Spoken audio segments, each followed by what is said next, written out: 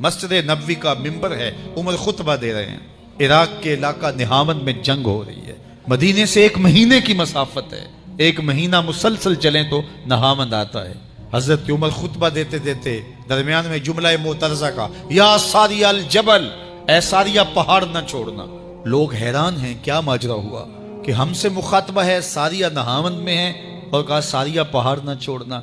1 महीने के बाद जब वहां से कासिद आया, उसने कहा अल्लाह ने फतह दे दी। कहा कैसे? कहा पहाड़ को छोड़कर दुश्मन पर टूटने लगे थे, आगे बढ़ने लगे थे। अचानक उमर की आवाज आती, पहाड़ को नहीं छोड़ना, क्योंकि अगर हम पहाड़ को छोड़ देते दुश्मन पीछे से हमलावर होने के लिए तैयार खड़ा था। तो कहा बस हम पहाड़ को अपनी पुश्त पे फेर रखा और अल्लाह ने उसी दिन हमें फतह अता कर।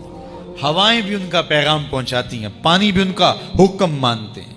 उस जमाने में फायर ब्रिगेड सिस्टम नहीं था, लेकिन एक आग भरती आ रही है शहर की तरफ।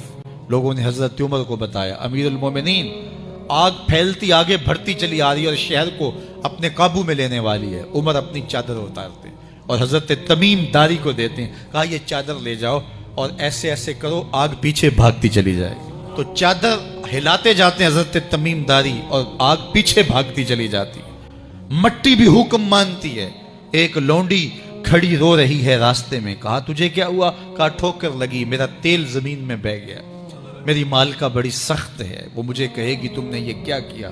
उमर दुर्रा जमीन पे मारते। जमीन, उमर ने तेरी छाती पे अदल नहीं किया, तू उमर के होते हुए इसका तेल पी जाए। जमीन तेल बाहर निकाल देती है, फरमाते हैं डाल ले अपने बर्तन में। तो ये उमर के, उनका हुक्म मट्टी भी मानती है, उनका हुक्म हवाएं भी मानती हैं, उनका हुक्म पानी और आग भी मानती है। वो उमर, मेरे हुजूर फरमाते हैं, मेरा उमर वो है जिसके साए को देख के शैतान भी भाग जाता है।